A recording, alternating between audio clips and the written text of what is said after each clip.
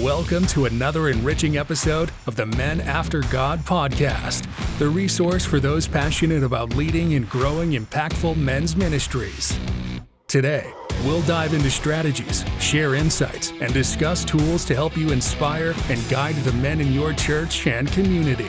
Let's embark on this journey together to build stronger ministries and foster authentic brotherhood among men. Hey guys, welcome to another week of the Men After God podcast.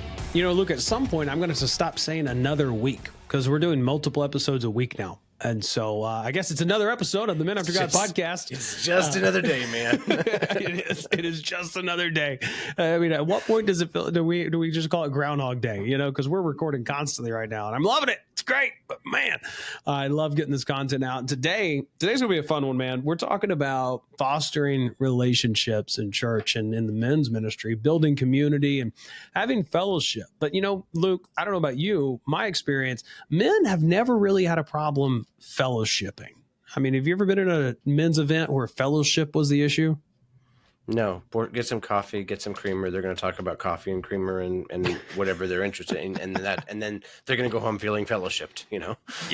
Yeah, absolutely. I loved it. Great time. Jim caught a fish this weekend. He said it was 3 feet. I think it was only 2.5. He was lying, but hey, we prayed for him. He's okay. You know, guys, we'll talk about anything. I mean, I'm serious. And I know some of you guys are introverted, the strong silent types. You're sitting back, well, I don't do that. Okay, you might not, but you've been in a room where people have been talking and you're looking at them going, I can't believe you're having a conversation about this right now. Okay, this is what's happening. Fellowship happens whether we like it or not, but it's a great, wonderful thing. It's a biblical thing. We understand it can be a buzzword at times, but it should really be part of the lifeblood of the ministry, done appropriately. So Hebrews chapter 10, verses 24 and 25 say, let us consider how we may spur one another on toward love and good deeds, not giving up meeting together as some are in the habit of doing, but encouraging one another. And all the more as you see the day approaching. Luke, how many times have you heard this verse preached and used to get people to a church service? Yeah, as long as there's 3 to thrive. I mean, you just got to be there Sunday morning, Sunday night, Wednesday night, Thursday for soul winning, Saturday morning for bus ministry. Yeah, just like this. But here's the Bible reason why you're supposed to be there. And if you're not there, based on this verse, you're in sin. Versus, there's so much more to this verse. Oh man, so much more. The author of Hebrews is emphasizing the importance of gathering together, but why? What was the point and the purpose? To motivate one another, to encourage one another. You know, the fellowship shouldn't be an option for us. It should be a fundamental aspect of what we do. However, it can't be all that we do. So, Luke, I'm going to take the mic for a little longer than I might typically do and tell a story of how I came into a church and fellowship was what it was all about. There was a monthly men's outing on Monday nights. The men would gather together, go to a restaurant and eat. And that was it. That was it. They had Sunday morning Sunday school. There was a Sunday morning service. There was Wednesday evening, but Wednesday evening had a grand total attendance of between 14 to 19 adults in a church that was running at the time, about 120. And Sunday school was maybe 30, maybe. And I'm talking good days. And so it's not as though there was this overwhelming reception of biblical content, discipleship, and things of that nature, but there was fellowship. And too often that's accompanied with, you know, ladies' brunch with bacon, and we call it men's ministry. Luke, do you think there's a reason why so many make fellowship the focus of ministry or men's ministry specifically? I think what it comes down to is people are looking for something tangible that they can easily facilitate and check a box. Because when you check the box, and I'll say this to a ministry leader, I mean this, having been a part of men's ministries that just weren't existent, like we did the breakfast once a month, and you know, pastor shares his heart. And by the way, I think that there's a place for that, and I think that's crucial. Yeah, absolutely. But I think the question we have to ask ourselves is really, if you looked at your men's calendar, just take your men's events, your men's ministry calendar, and took everything off of it, the monthly once a month dinner or the once a month breakfast or whatever you do for your men's ministry, and look at that and say, well, the church would still be the same without it. Like, well, it wouldn't change the attendance, the dynamic, the whatever. Then we probably need to look at analyze. Okay, well, if it's not adding value, and I'm not saying that there's not some value, but if it's not adding that connection, that bond, that desire to serve together, or positively impact other aspects of the work of the ministry and the marriages in the church, then maybe we're doing it wrong. And I'm not saying that breakfast, men's breakfast or men's prayer breakfast are wrong. I think there's a place for them. But if the goal is just fellowship, check a box, then I think we can do that in a lot of other venues without having to call it a men's ministry. Oh, yeah. Yeah. And because reducing men's ministry to something like that detracts from the value that men's ministry can actually bring into the lives of the men it's serving. Yeah. Yeah. I think let me touch on that just real quick. Go for it. I got to talk here. Yeah. I believe I got real excited. I believe the devil is such a master at distracting from depth when it comes to calendaring and busy. And I think in any of our lives, we can look at the busy and find that there's very little value in the busy, and it's not effective busy. It's just the calendar, it's the schedule. And there's a story. I'm gonna summarize it real fast. The story of Middle Eastern story, two brothers, and I'm gonna get it somewhat wrong, so don't fact check me because I don't know. There's no names or dates, but two brothers, and the father had a falling out with the older brother, so he removed him from the will of the property. So when the father died, all of the property goes to the younger son, very, very intentionally, right? But the older brother knew a secret about the property. The older brother knew that the property had oil below the surface. And so the older brother didn't want the younger brother to get to the oil, because if he knew the value of the property, he wouldn't be able to take advantage of it later on. And so the older brother got real close to the younger brother and started planning events and fairs and all these surface activities, street fairs and activity fairs, and just to keep the brother from getting down to the oil. And I believe the devil is a master at taking our events, our men's ministry fellowship events that are real fun and real whatever, to keep us on the surface, to avoid the depth that happens when men connect on a level that is Christ honoring, but on a level that where we've got each other's back and we've got that bond of striving together for the sake of the ministry. So as we're looking at like, hey, I think you're so correct when you say, hey, it's doing a disservice to the real depth that could be there if we were intentional about the depth of the relationships and not putting something on the calendar. That's good. That's so good. And I want to talk to you guys. If you're a pastor of a church and you're the only staff member or something like that, you've got an uphill battle because you're managing the ministry as a whole and need to be putting a focus on your men's ministry. And finding guys that can do that is great, but your involvement is going to be so key. One thing that's interesting, Luke, is a Barna study came out in 2022 that showed that 56% of men feel disconnected from their church community. So even though many churches would say they have fellowship events that are geared towards men, it doesn't seem as though they're connecting with the men. And I think you hit the nail on the head. It's the surface level type connections, which, hey, it was fun, but what did it do for the ministry? More importantly, what did it do for the men that we're serving? And so that's where putting purpose behind what we do. That's why in our Men's Growth Accelerator program, we talk about setting your mission and vision and your SMART goals and make sure your KPIs all align with what the purpose is. Don't just dismiss your ladies' brunch with bacon because it's a men's breakfast, right? But why is it there? Bring value to it. What are some other ways you've seen men get connected in a ministry setting, Luke? I mean, there's several. I say, we've got a list of them in our coaching, different concepts of how to get men together. I think one of the ways is a small group setting. There's something happens, and I've watched this recently where I watched a men's leadership thing happen, and it was really, really cool because on the big level, pastor was able to speak to a large audience, convey his heart, convey the Bible, and really give us tremendous value as a group. But then ultimately what we did is we were able to pull aside and have groups of 5 or 6 people or less discuss the content that was given at an applicable level in our own lives, meaning that for some of the elder men, it was a totally different conversation than maybe a young man who isn't married versus a young married man. And so I would say that there is a healthy, if facilitated correctly, there's a healthy value in having a small group discussion where people can open up and be vulnerable without it being, I don't want to announce to the whole church what I'm going through or that I'm struggling or that I'm having a hard time. But in a small group, if you get a couple people who can open up and share their heart and be vulnerable, people will start to be like, okay, this is a safe place to do that. And again, I'm not all about the same kumbaya and, you know, everyone crying together, but there's times when that is necessary to build that bond where if people don't get to know each other, don't expect them to trust each other. You know, trust is the foundation of any relationship, but any relationship built on trust, there's time and there's a communication at a really vulnerable level. We can all talk surface. Every one of us, I'm not even into sports and I can talk football sometimes. Like we can all talk the job that we're doing and stuff. But when we really get to the level of, hey, where are we struggling? Where are we hurting? Where are we growing? What do we do? What's the last thing that God gave to you spiritually for yourself, not in the service, right? So those kind of questions create a kind of a down to earth, real surface level, like, oh, I'm going to go below the surface with this group of guys. And if you have them meet even in a consistent smaller group, you're going to find you get people that start to trust each other and open up to each other. And then that bond starts to build and fellowship is there. Check that box off and so much more. Oh, yeah.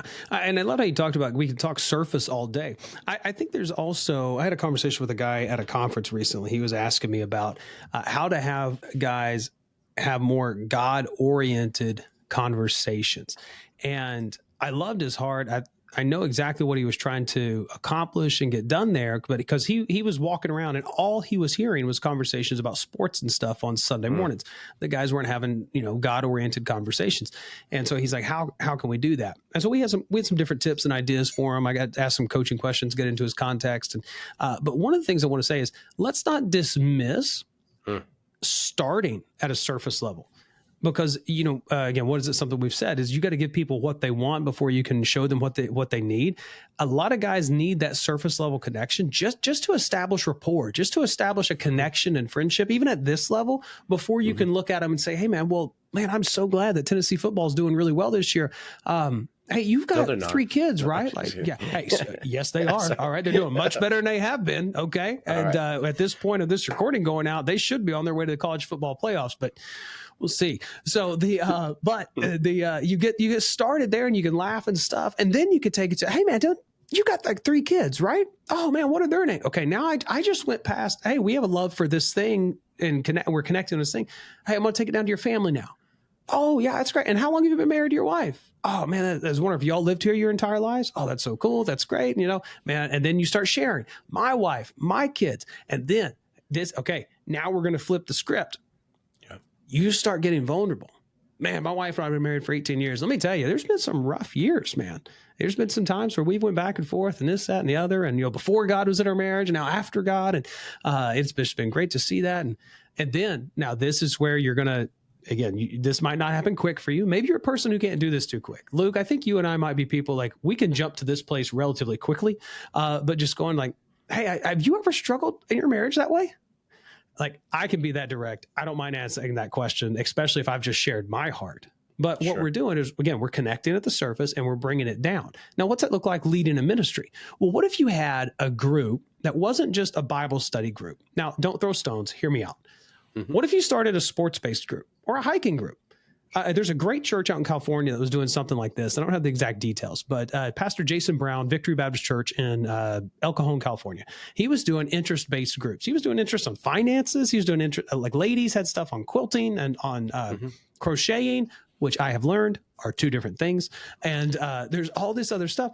Men had sports-based ones, hiking ones, surfing groups, and things like that. And they got together to do something they enjoyed. But the premise behind it was always like, you're going to do this, and then you're going to have a biblically based conversation. You're going to talk about the Lord as you do this.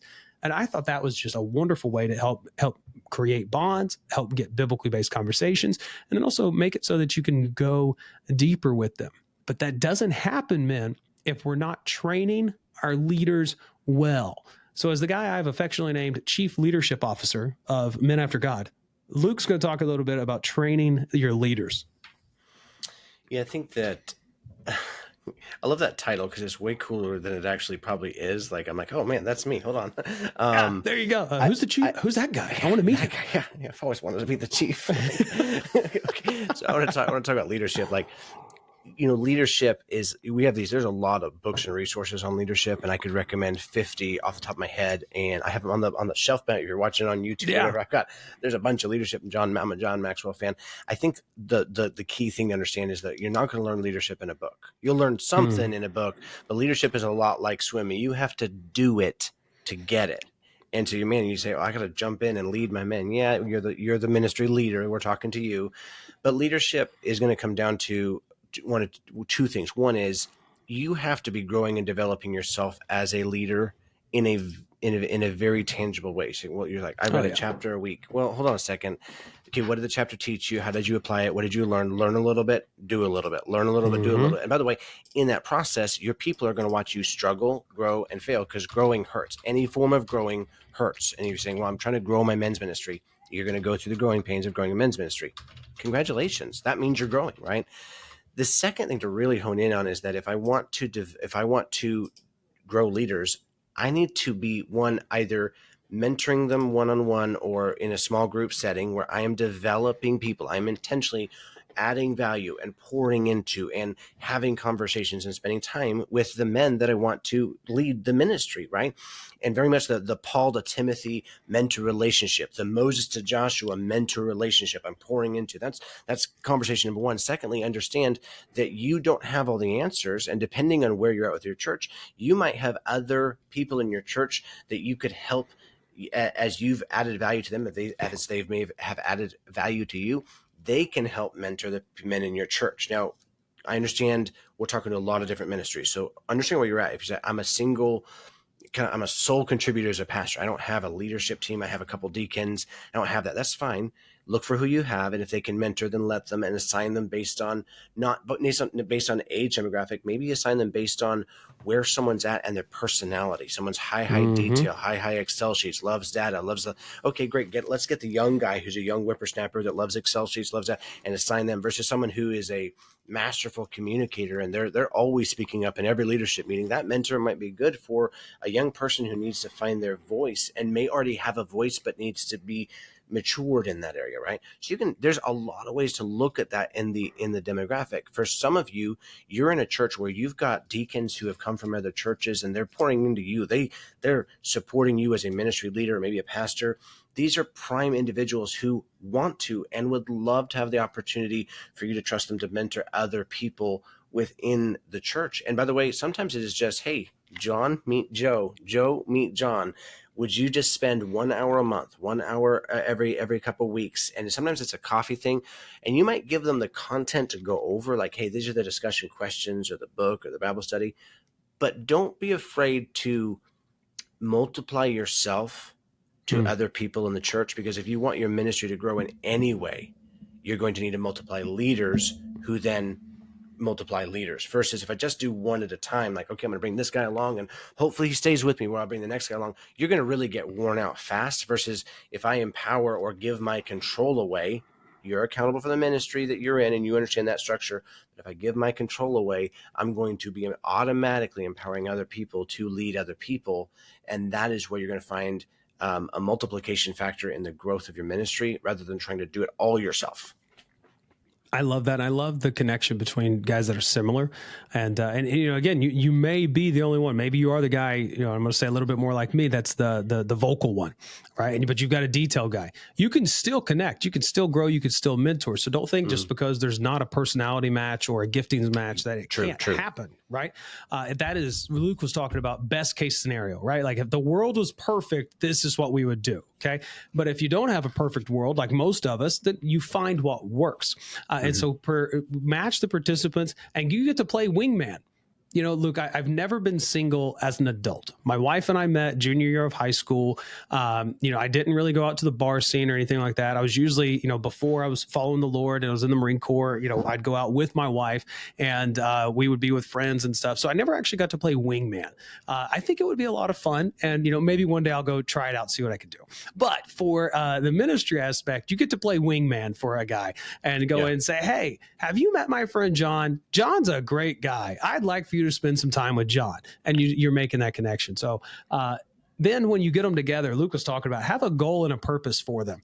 Set the clear objectives with that ministry leader. Hey, I want you to take him and help mold him into this. And by 6 months, he should be serving, he should be doing. Give them a goal, give them something they're working for, right? And help them be able to accomplish that. And if they accomplish it together, again, it just creates a greater connection to know that they've went through these sorts of things.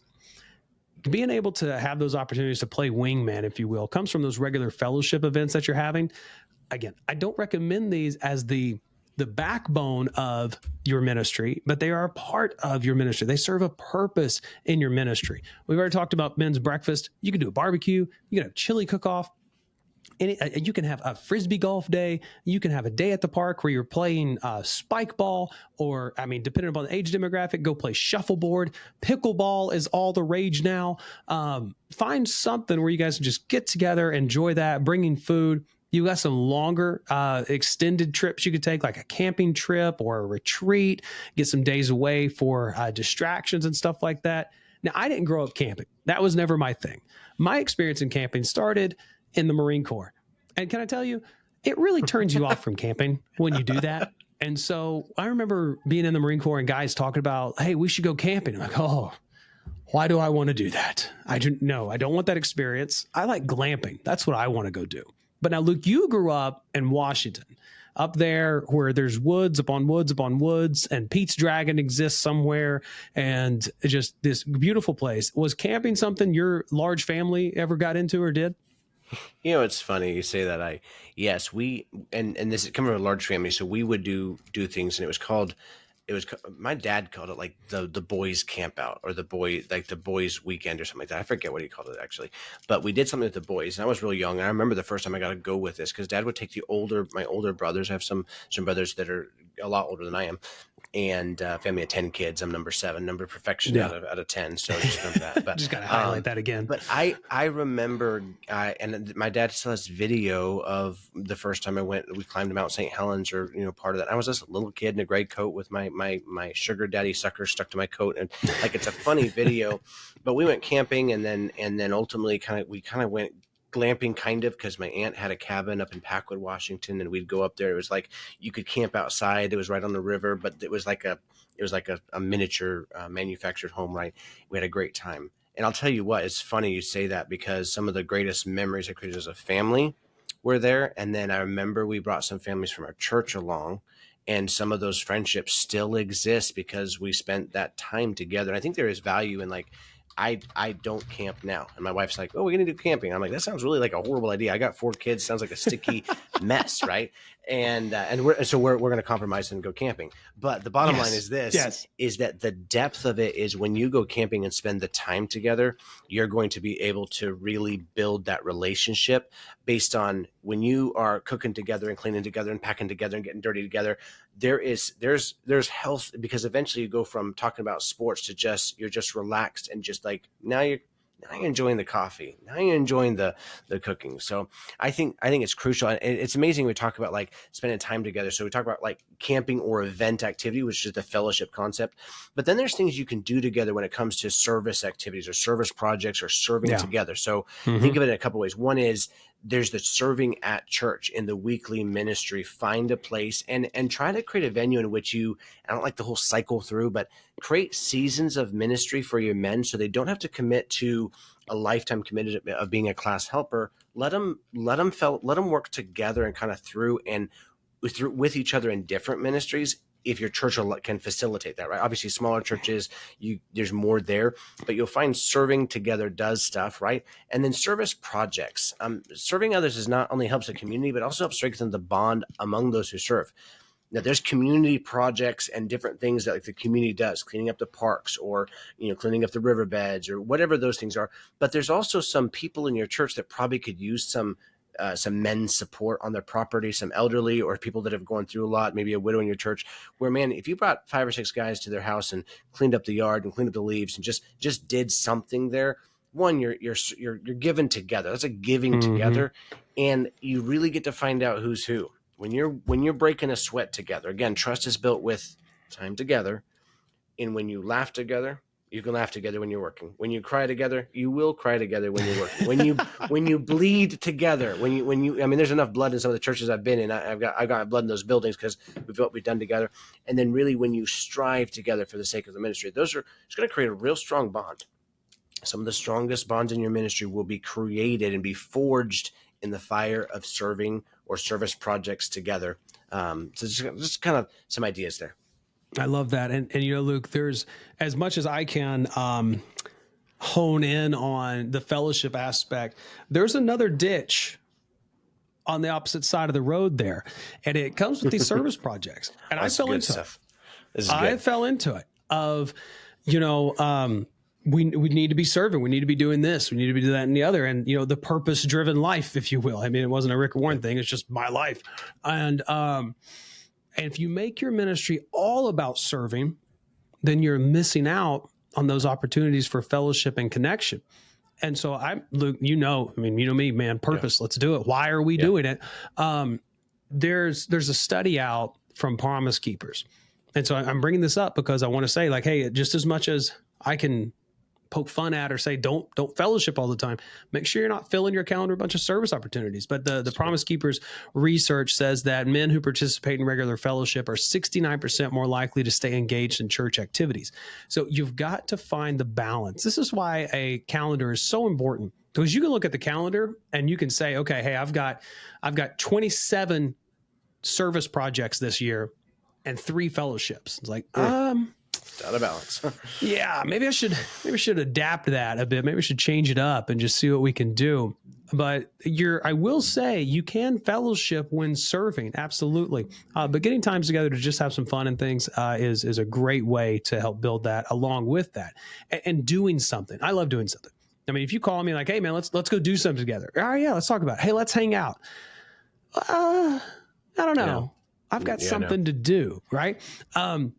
But there's different ways to do it. And this is why it's so important for either your context of the men in your ministry or the different types of men in your ministry. Maybe you have ones that like to volunteer at local shelters. All right, that's great. Maybe you've got some really handy guys that aren't into upfront speaking. They'll never be in front of anyone. They're not looking to do anything like that. They're not even going to usher because they don't want their faces seen. But they know how to build a house. So you could partner with organizations, Habitat for Humanity, or other local organizations to be able to help them build things, build stuff around the church, which is always great, but make sure we're also evangelizing out in the community a bit too. This leads to the bonds of fellowship being strengthened through times of enjoyment, fun, laughter, and then also working together and doing something, which builds the relationships to have accountability. Accountability in your men's ministry for you as the ministry leader and for those that you're serving, that is huge. And it's not just keeping you accountable for the sins that you shouldn't be doing. It's keeping you accountable to the growth that you should have in your life. And you don't need to be accountable with 150 guys.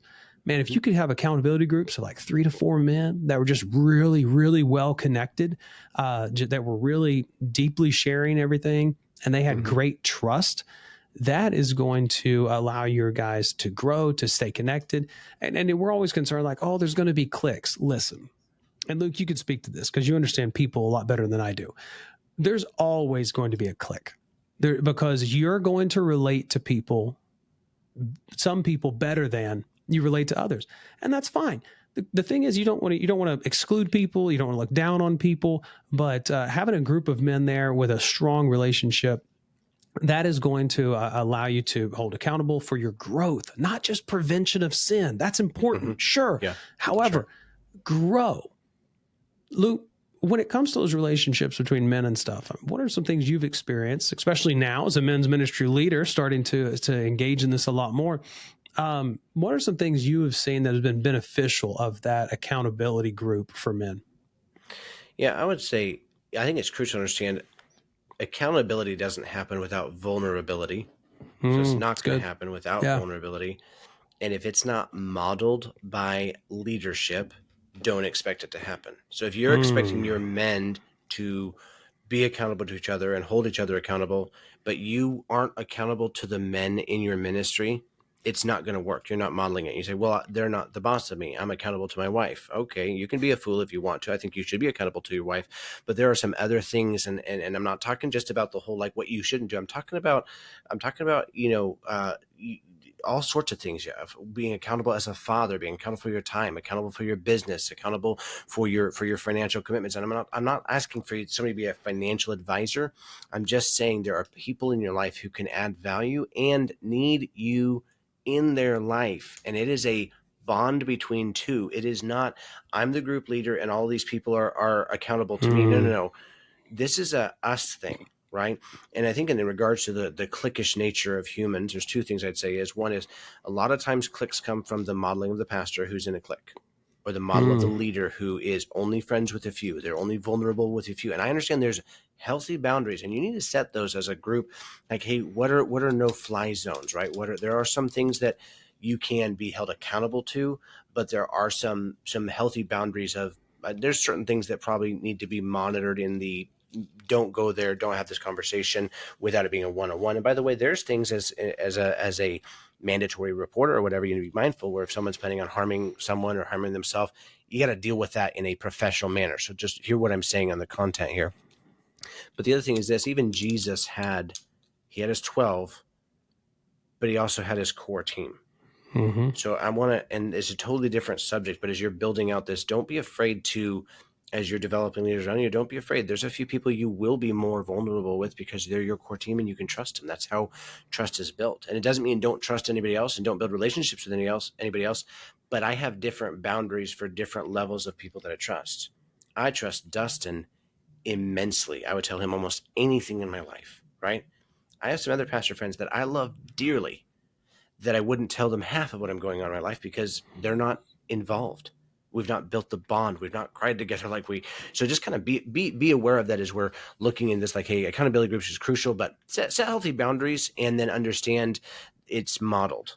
So How are you leading the men? Are you being vulnerable? Are you being accountable to the men in your church or to someone in your church? And it doesn't mean you be accountable to everybody, but the people in your ministry should know these are the people you are accountable to. So maybe it's some deacon or some board members, like, hey, these are my accountability partners for spiritual growth, for ministry stuff, for time, for family, for finances, for being even healthy boundaries on your phone and screens, and like, hey, what's your safety net for helping other people know that you're holding yourself accountable and not holding yourself to a different level, like you're above the rules. I think that's so important for authenticity's sake. And you said it.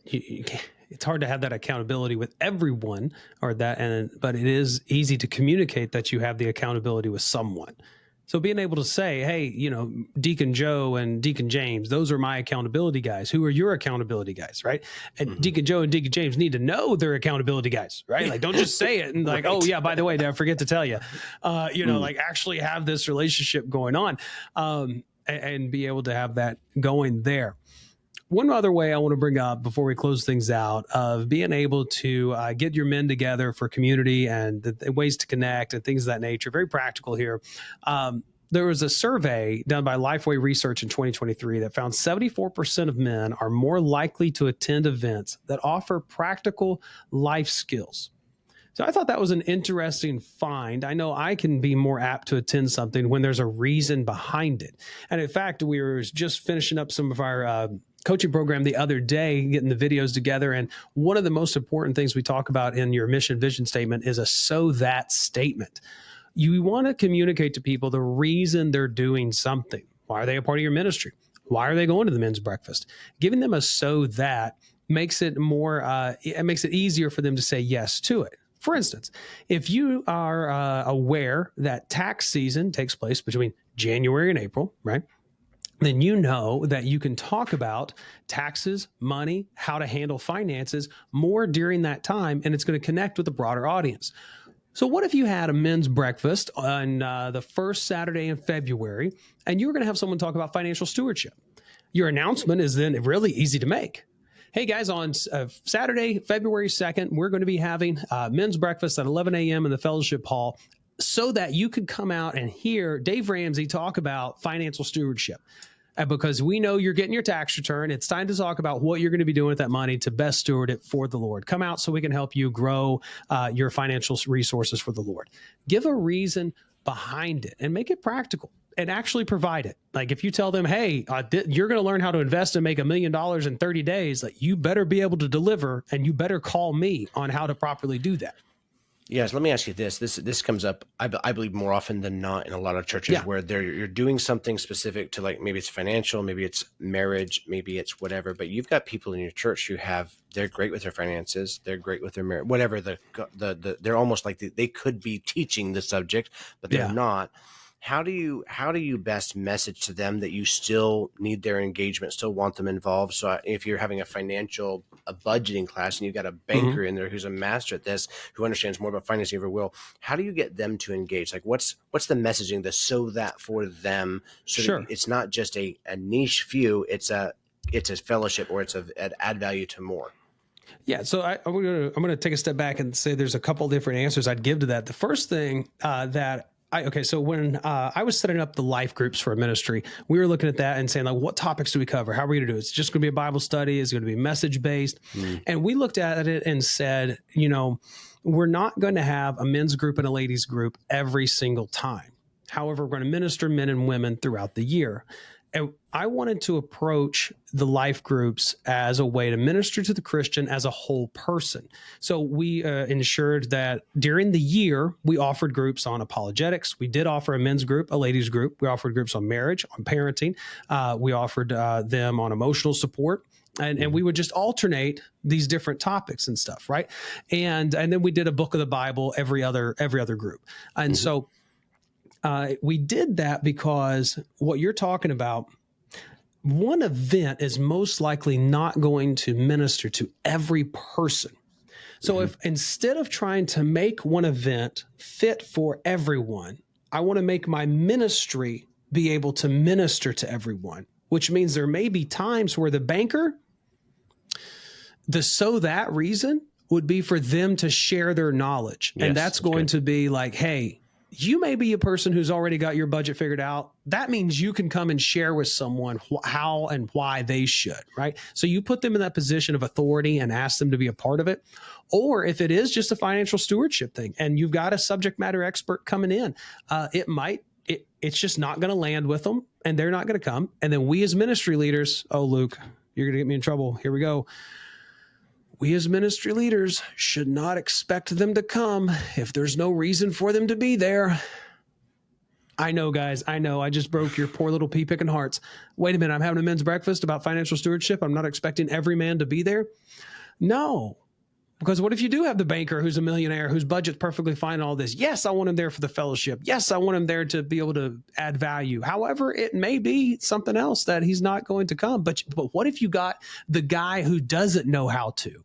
And now you've been able to minister him. And then 2 months later, you have a legacy planning event where the millionaire's coming in and he's got all his stuff together, but he's trying to figure out, how do I bless the kingdom after I'm gone? But, blue collar guy over here in his mid 30s with a family of 17 and a white van, Luke knows what I'm talking about.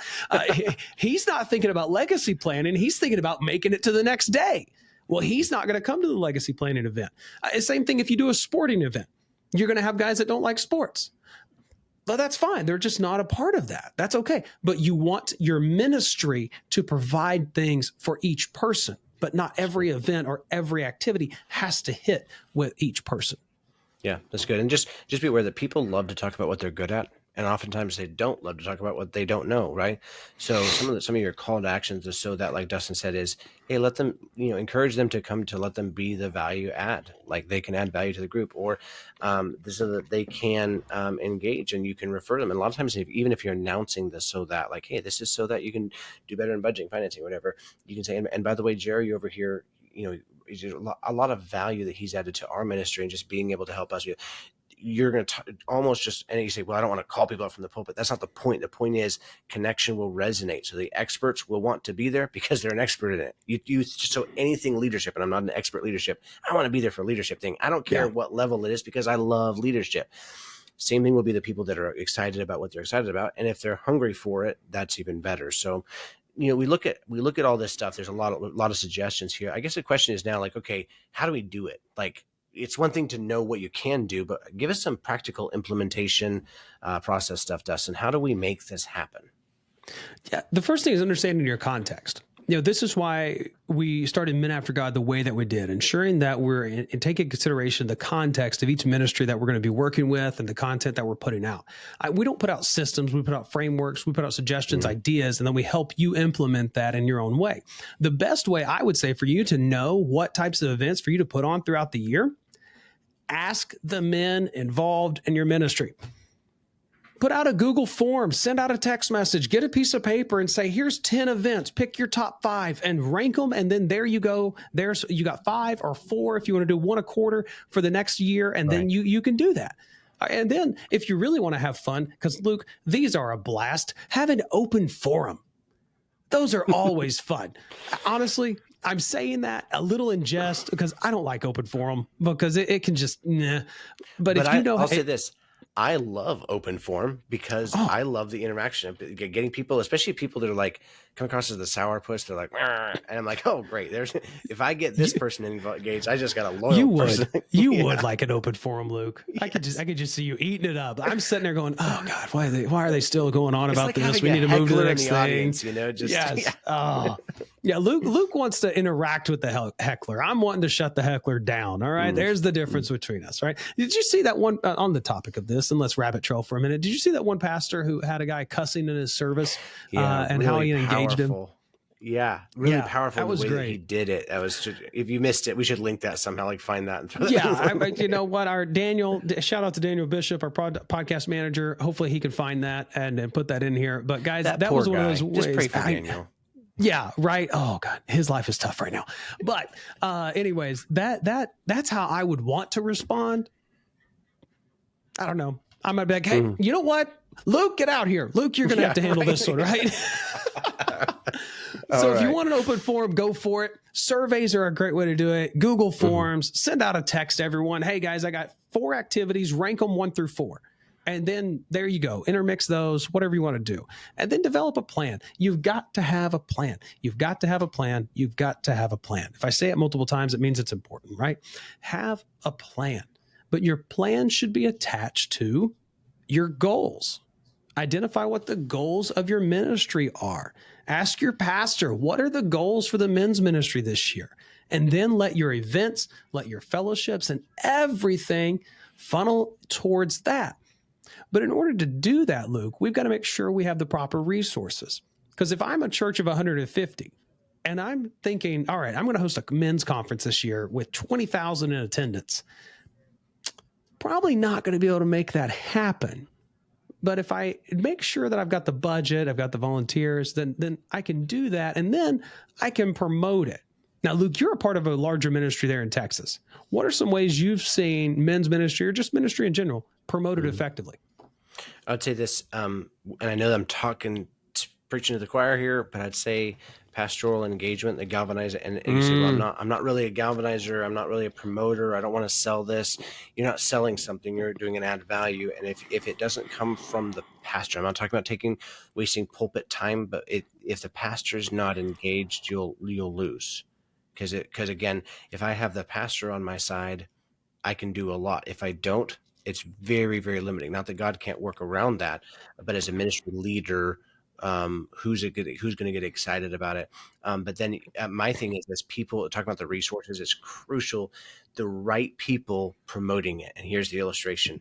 Our ladies ministry at our church is so effective that when they do a ladies event, they have 10 or 12 ladies in the foyer right before the church dressed up in, they did like a bee theme. So they were dressed up like bees and like not super, but just had different outfits that matched. And they had a sign up sheet and they had clipboards and they had a QR code and it was just a very exciting thing. And the men's ministry, and I'm not trying to, this is way back when, so I'm not picking on it, had a sign up sheet in the corner.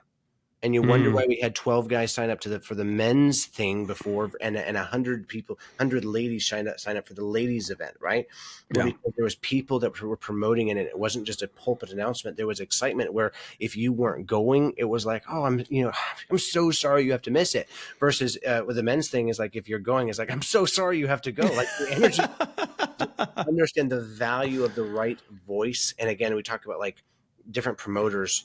There's different vocal people in your church or excited people that are kind of like little microphones running around. They're like a couple mocha microphone, and they run around. They're a lot of energy.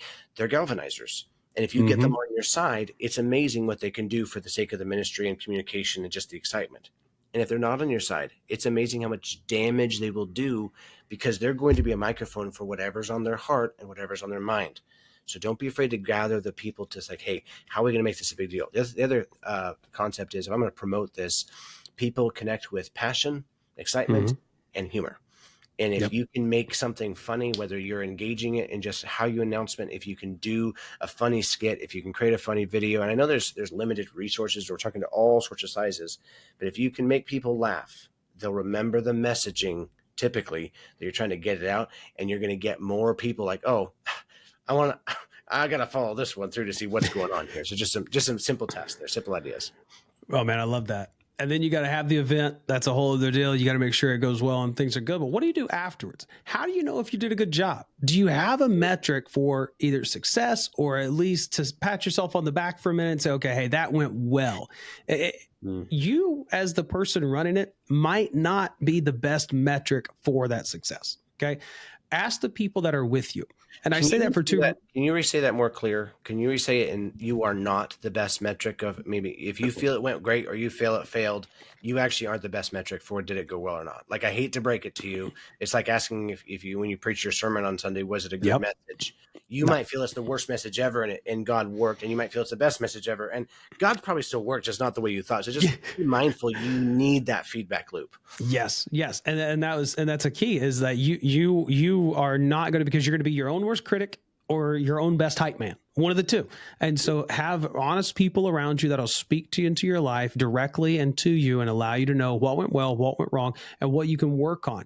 And so ask feedback from the people that were involved in it.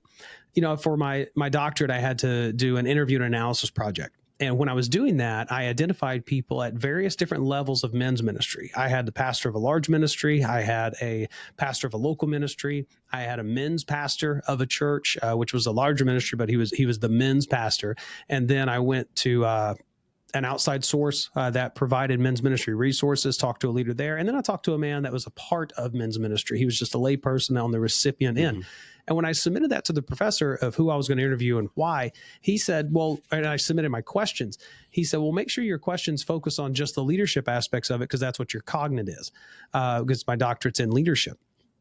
And I responded to him and said, I really appreciate that suggestion. However, I'm going to leave these open-ended because I want feedback from different levels to get different points of view.